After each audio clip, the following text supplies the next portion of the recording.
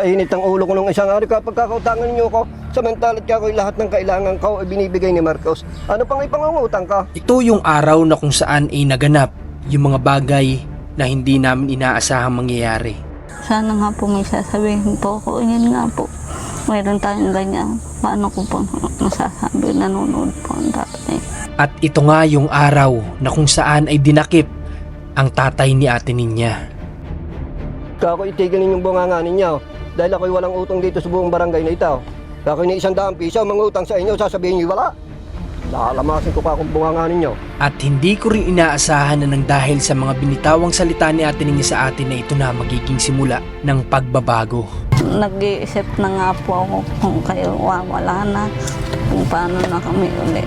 Hindi namin inaasahan na yung sinisigaw ng karamihan nitong araw na ito mismo mangyayari.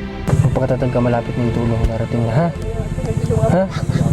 Nanginginig ako sa galit ngayon, guys. Totoo lang.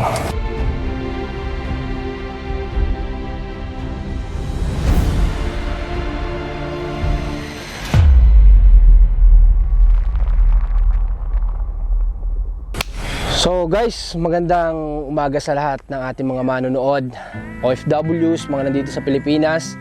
Kamusta po kayong lahat at welcome back dito sa ating channel. Kung bago ka pa lang, please mag-subscribe ka na at i-click mo yung notification bell dyan sa baba para maging updated ka sa araw-araw namin ginagawa na misyon ng aking team.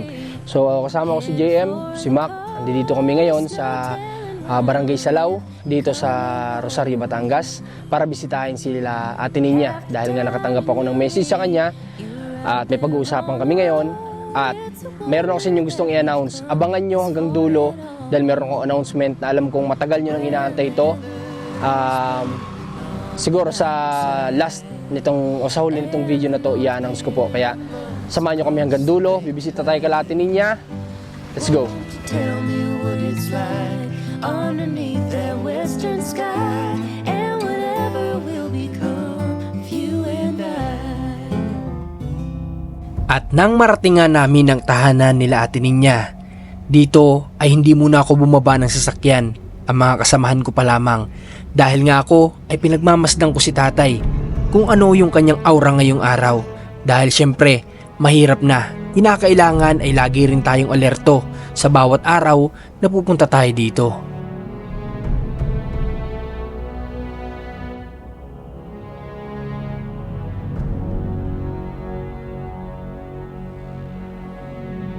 At makalipas lang ang halos 5 minuto ay nagdesisyon na akong lumabas ng sasakyan dahil tila alam ko na kung ano ang tinatayo dito ni tatay at alam ko na ang kanyang sasabihin. Sa init ng ulo ko nung isang araw kapag kakautangan ninyo ko, samantalat ka ko lahat ng kailangan ko ay binibigay ni Marcos. Ano pang ipangungutang ka? Oh, ni isang yili ako hindi nangungutang. Oh, pagkatapos ako bibigyan niyo ako ngayon ng utang. Yan, sino niya ang sasama? Makakapulong kung sino yun. At naririyan. Kailan yung pa ba kami inaantay tayo? Nung ano pa? Noong pang di Sabado ka galing dito. Kako siguro yung mga Lunes o Martes. Ay wala. Ako nakikiramdam. Ay Miyerkules nga ay nagparin eh. Nangunguha ng oregano. Ay siya ka, husay ka sa akin, matanda ka. Ay Tilain, anong sinasabi mo ako ni Uta? Sabi mo kay Marcos. Hindi tahimik. Hindi ko igalamit kayo ang magkapulong. Kako itigil ninyong bunganga ninyo. Dahil ako'y walang utang dito sa buong barangay na ito. Ako'y ni 100 piso mangutang sa inyo, sasabihin niyo wala. Lalamasin ko ka kung bunganga ninyo. Ako'y galit nga nung isang araw. Ako'y narin ang gamot ko nga sa ubo eh. Hindi ako makabilit, walang pira eh. So, pagkatapos ako yung utang na hindi ko naiintindihan. Aba, manahimik kayo. Yo, mula na wala makapariya. May eskisino. May eskisino sinalindi. Ano yung sinasabing may 7,000 ka doon ng utang? Ganyan. O baka yan nga ang tanong ko. Kung saan na naroon yung 7,000 yun. Aba, ay ikaw nga pag nagbibigay kung gayon-gayon, pamimili ko. Paano kung uutang pa? Oh, ano kung naluloko? Aba, yan na rin si Ninya at itanong mo, magkakausap kayo. Kaya din kami nagpunta dito at siyempre gusto ko din... Kaya gusto kong matawagan para kita magkausap. Kaya ang sabi ko sa iyo, kapag ang mga nagangalngal, kayuhin niyo muna ang patunayan para kung yun hong tao pinagkakautangan, inyong iharap sa kanya para tayo magkaintindihan.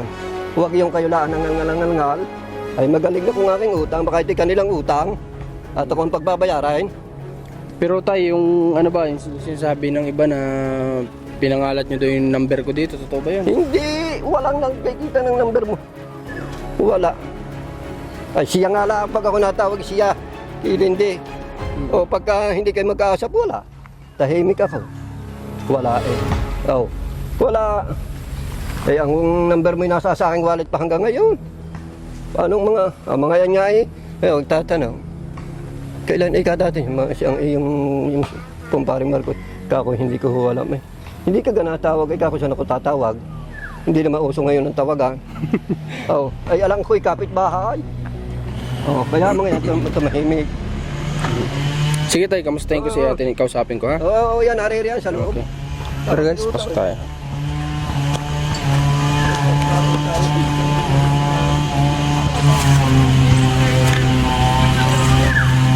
Mahirap. Ito na naman yung sinasabi ko. Pahirapan na naman tayong kumilos nito. Pero sana naman, wag naman magkaroon ng sunod-sunod na bagyo ngayon. Kasi kawawa din kasi mga nasasalanda, di ba?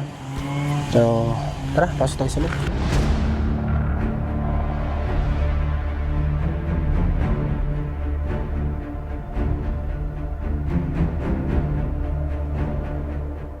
So, ate Ninya, kamusta? Tatanong ko po sa inyo, yung pong utang ko, tatay kong tunay. Kasi po yung wala pa nga po kayo dito dati, hindi pa kayo tutulong. Ako nga po nangungutang para mabuhay po kami. Hindi naman po ang tatay nangungutang, eh, ako po. Sa pambili lamang po kunting-kunting kakainin. Ako nga po nagtaka, bakit po nangungutang ang tatay? Ako naman po nangungutang.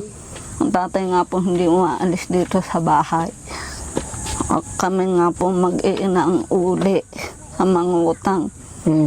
So, bago ako pumunta dyan, ate Ninya, siyempre, kamusta ka muna? Ayos naman po. Ayos ka naman. Kamusta ang pakiramdam mo? Bilang bagong panganak, kamusta? Ayos na po. Malakas-lakas na po. Kamusta ang anak mo? Kamusta ang baby mo? Okay naman po. Okay naman siya. Ang problema lang po malangap. Oo nga, sa amin din naman, ganyan din. Pero dapat kahit paano, electric fan naman siya, tas kulambo. Nakabili ba kayo kulambo? Hindi. Hindi po, sa mahal naman po yung gamit o bili. Sa dami naman po pabili ho, ma'am. Bakit balita ko, umabot lang, sabi mo daw, umabot lang naman ng 1.5 yung mga gamit. Opo, gawa po yan. Pati po yan, pabili ko pa rin. O, hindi mura lang yung gamit. Nabili nyo ba lahat? Baka parang ho lahat. balita ko, hindi nyo yata binila ng sapatos, bagong damit. Kasama yun dapat. Wala nga po, gawa po pabili ninyo yung sa bubong. Mura lang yan. Magkano lang yan? Bumibili din ako ng ganyan, natin ninyo. Anong gabili ninyo? Magkano lang ang trapal? Magkano ang trapal? 600 po. Oh, di ba? 600 pesos lang yan. Mura lang yan. Napakita mo sa Kuya Marcos na ngayong gamit. Bakit hindi binilan si ninyo ng sabi ko na nga ba, dapat binilan si ninyo ng damit, sapatos. Nako, okay na po yung pun dati. Kaya pa naman po. Kaya nga din kami ate ninyo nagbibigay ng suporta. Para po na sa ganun, makaranas ang anak mo ng mga bagong gamit para naman maging confident siya papasok ngayong pasukan na siya ay presentable sa mga kaklase niya. Gusto mo ba yung anak mo bubulihin ng ibang mga mag-aaral? Hindi naman po namin hangad lahat po bago. Kaya nga, hindi nyo nga hangad pero gusto namin. Yan Ito po. bagong bag to? Opo. Kasali po yan. Yan natin. Okay. Ito lang yung mga binili nyo. Talagang aabutin lang to ng 1.5. Kaya nga sabi ko dapat bumili ng sapatos tsaka ng bagong damit, bagong short kung short ang ginagamit.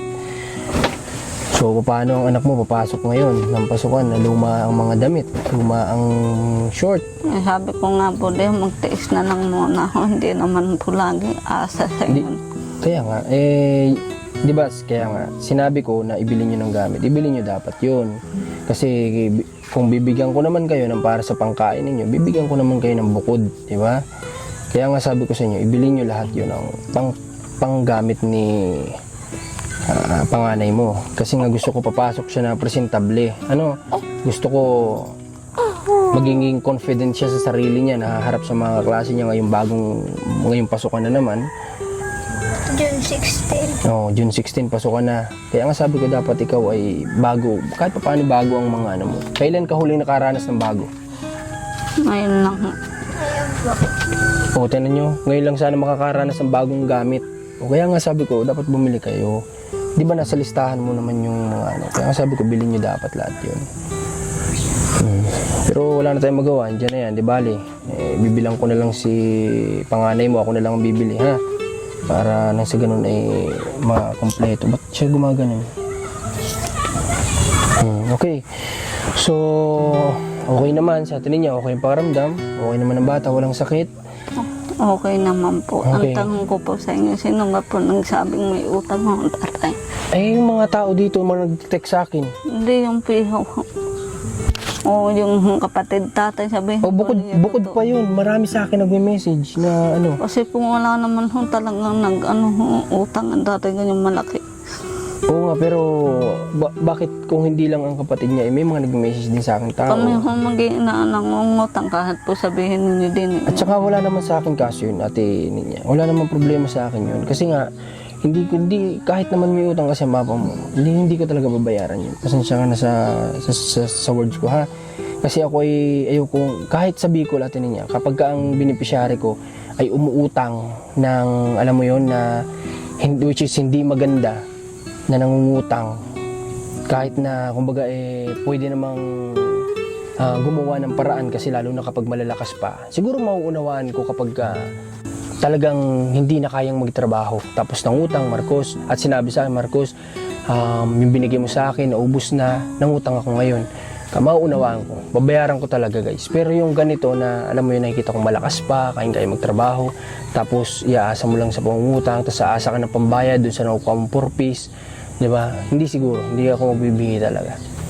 So, syempre, pagtotolerate kasi yun sa hindi magandang nakakagawian. Kasi kapag ginawa mo yung binayaran mo, tuloy-tuloy na yung gagawin. Kaya wala nang problema yan natin niya. Huwag mo na isipin yun. Baka may stress ka pa dyan. Okay lang sa akin. Kahit na may utang mo ng papa mo sa wala. Wala na sa akin yun. Hindi naman ako nagalit dahil ako yung sinasangkalan. Kumbaga, nung time lang na yun, nung araw ng pabuhos ng anak mo, nagulat lang ako. Pero hindi ako yung totally magtatanim ng sama ng loob dahil ako yung sinasangkalan ng papa mo sa utang niya. Hindi naman. Nawala po sa sarili ko yung nanamang ko pong ganyan na may utang ang tatay. Ano ibig mo sabihin, wala ka sa sarili? Nawala ho ako sa sarili. Konti na nga ho ako naubusan. Handa kong hindi ho. Nagtira ko yung pinsan ko doon sa kanluran. Anong umuwi kayo dito?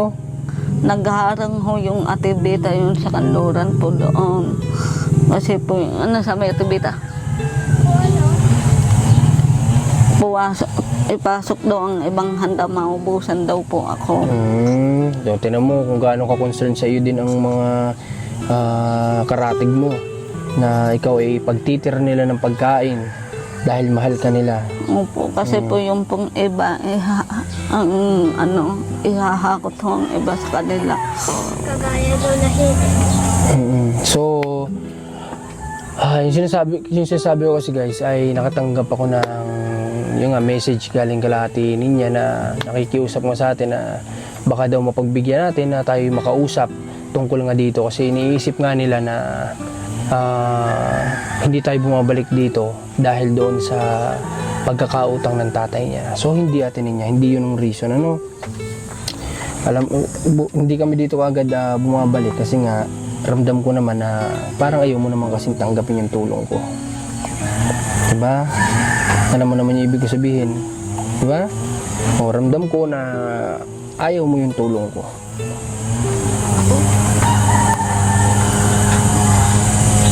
Ngayon, nagpunta ako dito dahil nga sa ano nyo na tatanggapin mo na kung yung mga tulong ko ay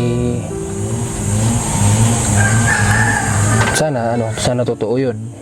Okay, ikaw ba, handa mo bang tanggapin tulong ko? Na in-offer ko sa'yo. Klase pang tulong. Hindi na alam natin niya. Yung po sabi ninyo, yung po sabi ko pala sa inyo. Wag mo nang banggitin, basta yun ang pag-usapan natin. Opo. Okay, so guys, ganito. kami naman natin niya may napag-usapan na. So, ang gusto ko lang ay wag pabago-bago yung isip niya. No, wag bukas iba na naman, mamaya iba na naman. Okay, so kaya ako din pumunta dito kasi nga ay tinatanggap mo yung tulong ko na yun sa base sa pag-usapan natin. Kaya nandito ako ngayon. Sa totoo lang, hindi dapat muna ako dito babalik hanggat hindi tayo nagkakausap tungkol doon. Pero since pumayag ka naman, ay kaya nandito ako. Okay, so maiba ako. Nagkain na ba kayo? Kaya na pa akong alas 7. Ha? Kaya na pa po. Anong kinain ninyo? Kanin po. Anong ulam? Malunggay lang po. Malunggay.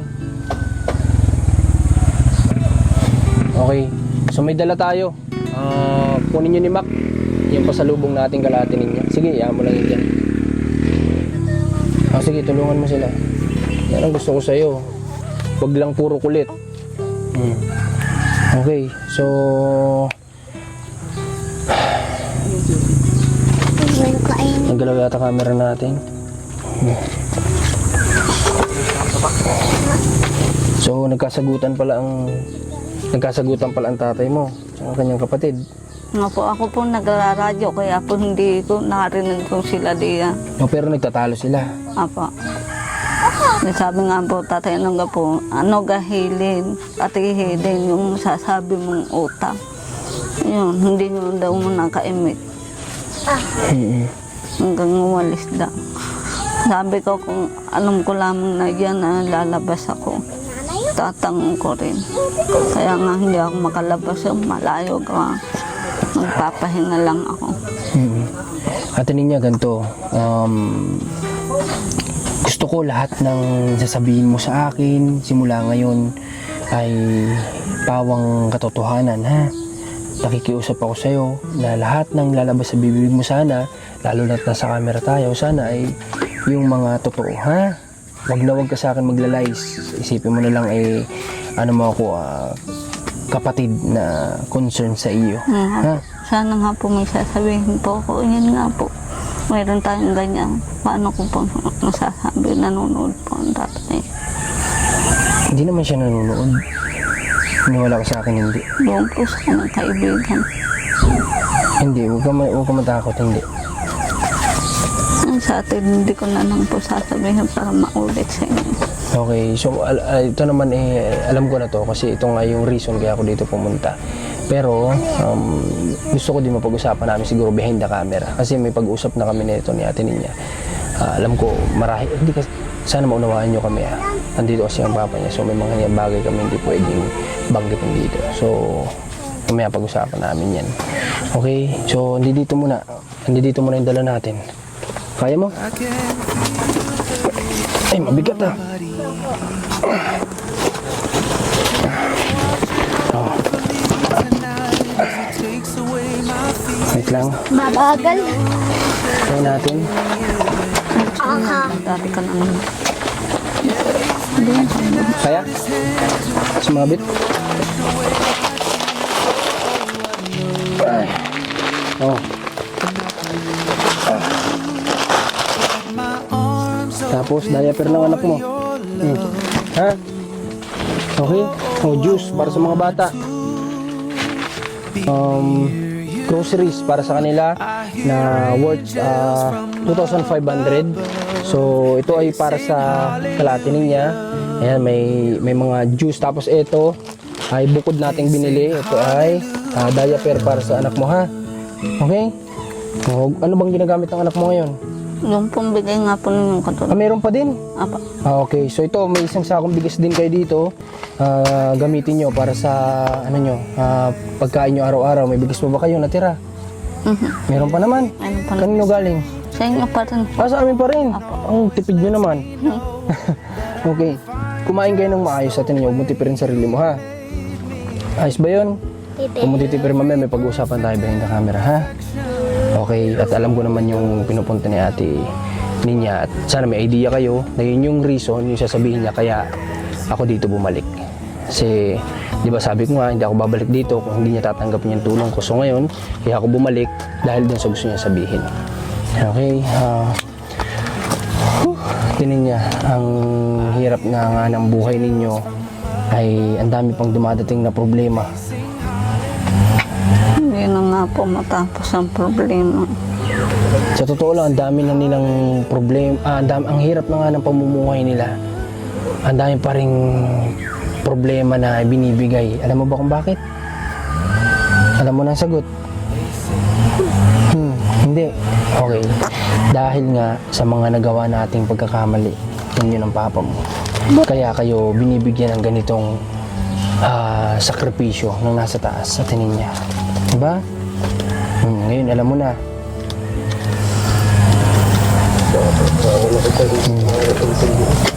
Dahil yan sa mga nagawa natin sa buhay, kaya tayo binibigyan ng ganitong sakripisyo ngayon. Kanina to. Pwedeng sa iyo, pwede mong gamitin kung wala kang toothbrush. Meron pa. Meron pa. O di tabi mo para in case na maluma, may magagamit ka. Ang electric fan ba nagagamit pa ninyo? Yan pa. Nagbayad na rin po kami ng kuryente. Magkano inabot ng kuryente nyo? Pambayad ng kuryente galing rin po sa inyo. Galing din sa amin. Oh, salamat naman. Yung puntera nga po. Oh, thank you. At tayo ay kahit paano ay nakakatulong-tulong dito kala ate Ninya. Huwag kang mag-alala. At ano na lang, kunting-kunting taste na lang ay kahit paano giginhawa na din ang buhay ninyo. Ha? Konting sakripisyo na lang. Giginhawa din ang buhay ninyo. Maniwala ka sa akin natin Ninya. Okay. Baka gustong kumain ng mga bata. Bigyan natin. Gusto nyo kumain? Kumain kayo dito. Okay sa na agbibili kayo dyan sa labas. Meron naman dito. Oh.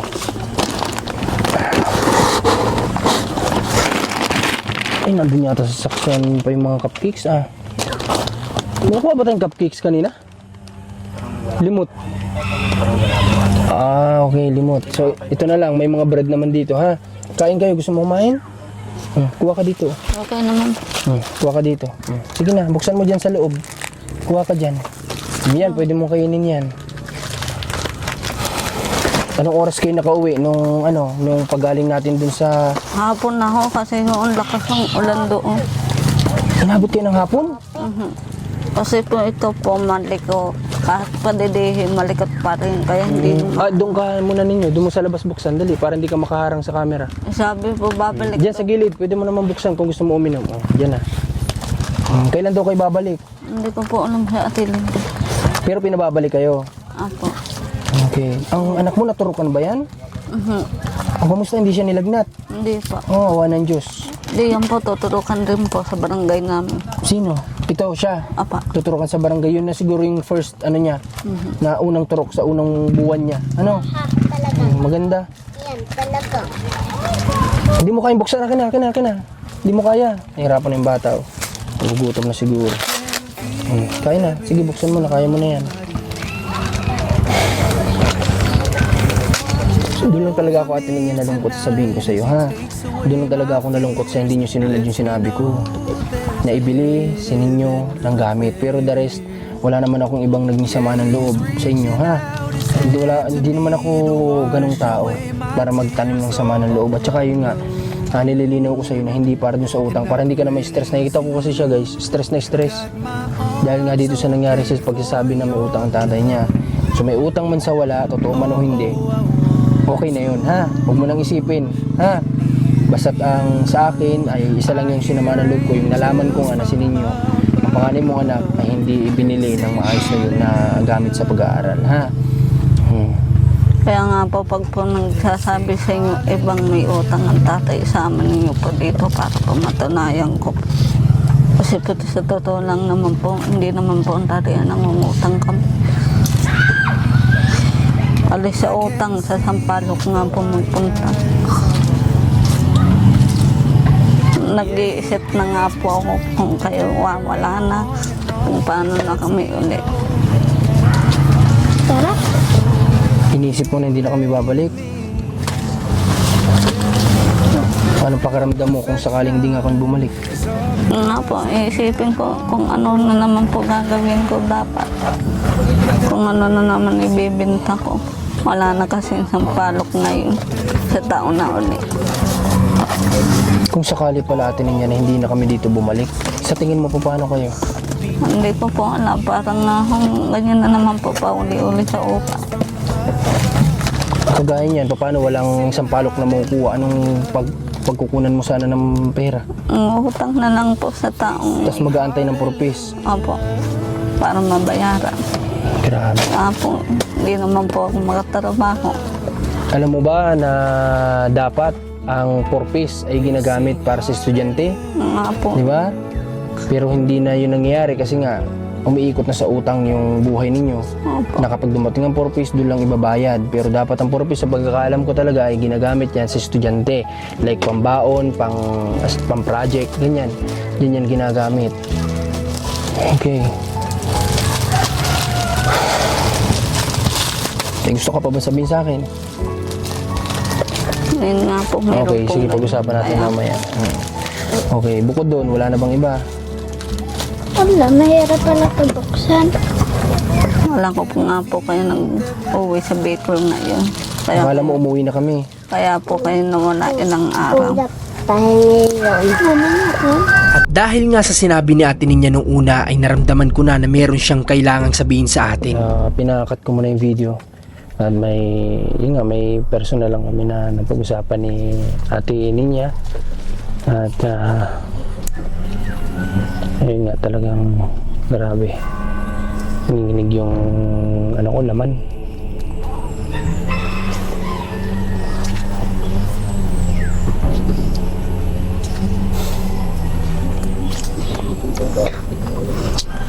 Sige, ganito ate Ninya. Kailan ulit ang check-up mo? Hindi ko po alam sa atin, hindi kung kailan po siya. Pabarangay. Si ate Ninya nakakaalam? Apo. Tatanungin ko na lang sa kanya, ha? Ate Ninya, ganito kung sakali man na magbibigay ako sa inyo ng cash. Gusto ko syempre yung nababudget niyo ng ayos. Yun nga po, ito po pag po ng center din, kung wala po kung babayad siya sa kaya, lalakad na lang po kami. Huwag ka maglalakad, syempre magsasakay kayo, ha? Magbibigay ako ng pera pero kay Ate Lynn, okay lang ba sa'yo? Mapukas. Siya, kumbaga siya na lang magbibigay sa inyo ng budget. Hindi okay naman po sa akin, tatago ko. Kung, Hindi kitang tatay. kahit na sabihin mo yun Ate Lynn, alam ko kapag kayo nangingin sa'yo, wala kang magagawa. Kaya nga po hindi ko na mapigilan pong itago yung inyo. Sabi ko sa inyo. Kasi huwag kang mag-alala, may tiwala naman ako sa pinsan mo. Kaya naman kapag ka nasa kanya, lahat naman yan mapupunta sa inyo. Kung ano magkano yung binigay ko, mapupunta yan sa inyo. Kung may pangangailangan ka, punta ka sa kanya. Kailangan ko ng ganito, bibigyan ka. Ngayon ko lang kasi nalaman ko din kasi na yan nga, kapag ka binibigyan kita binibigyan mo din si papa mo. Hindi na po ako nagbibigay sa kanya.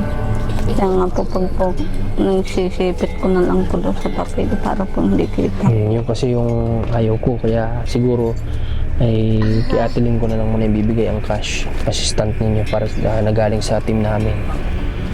Okay, so nandiyan pa ba si panganay niya? Nandiyan? Nasaan? Nandun? Okay, so guys,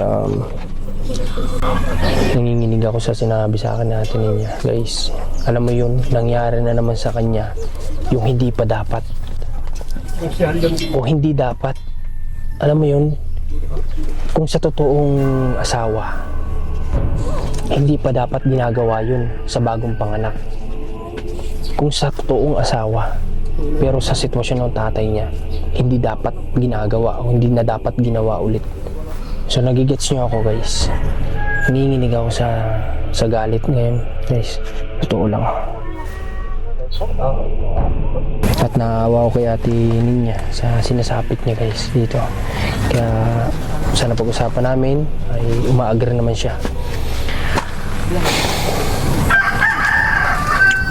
Alright. So, Diyos ko.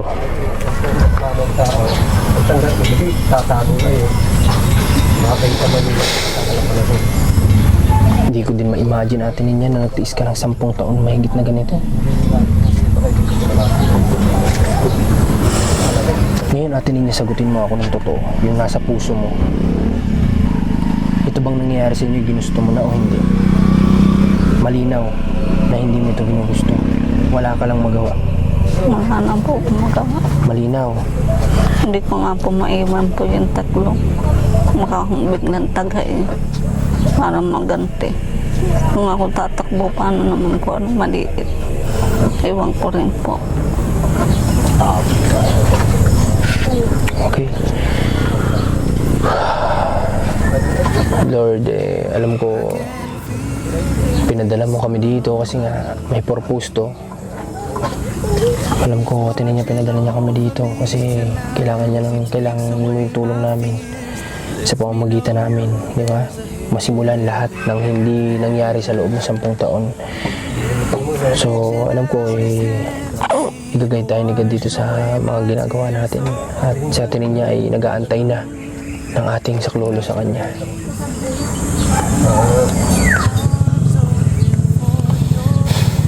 Magpakatatag ka, tinin niya, ha? Ha? Tinin niya. Ha? Magpakatatag ka, malapit na yung tulong. Darating na, ha? Ha? Okay. So paano? Pupunta mo na kami. Ha? At least ngayon nagkausap tayo na malinaw na sa'yo na hindi sumama ang loob ko dahil sa sinasabing utang, ha? Wala na yun, huwag mo na isipin yun, ha? Okay? So paano? Pupunta kami. Ampa. Pupunta na muna kami, alis na muna kami, may mga asikasuhin kami. Kung magbigay ako ng cash, sinabi ka gaya na sinabi ko sa'yo, kaya Ate Lina muna, ha? Hindi naman po sa akin, hindi ko na lang po papakita. Okay, pasensya ka natin niya. Sa kahilingan mo na yan, hindi mo na kitang pagbibigyan. Hindi na lang po iimik sa kanya. Kapag nakita ko na talagang okay ka na, magbibigay ako sa'yo. Sa'yo ko na ulit ipapahawak. Ha? Basta maayos natin to lahat, sa'yo ko na ibibigay. Ha? Ayos ba yun? Hindi man ikaw ang kailangan magpapunta kung di mo kayang harapin. Kahit si panganay mo, pwede mo naman pasabihan, di ba? Sabihan mo siya na kailangan natin ng ganito, baka meron kay Ate Lynn. Ganun, ha? Okay ba? Pansamantala lang to, ha? Kapag okay na lahat, sa'yo ko ibibigay. Ha? Okay? Punta muna kami. God bless. God bless, baby. Sana lumaki kang mabuti. Mabait. Okay. Punta muna kami. Right, labas muna tayo. Ha? Alam po kayo babalik. Siguro Lunes, Martes, siguro Miyerkules. Ha? Okay? Lunes, Martes, Merkulis. Sa Miyerkules, okay? Yan ang kapatid ng ninyo. Sa 16. Matagal pa naman. Ha? 16 pa. Okay, tara. Sige. At nito din ngang araw na ito ay nakulong nga si tatay at dumaan na rin si Ate Ninya sa mga test na kinakailangan upang magkaroon ng patunay sa mga nangyari sa kanya ng mga nakalipas na araw. I can feel there is somebody here, and he's watching over me tonight as he takes away my fears. Oh, I know you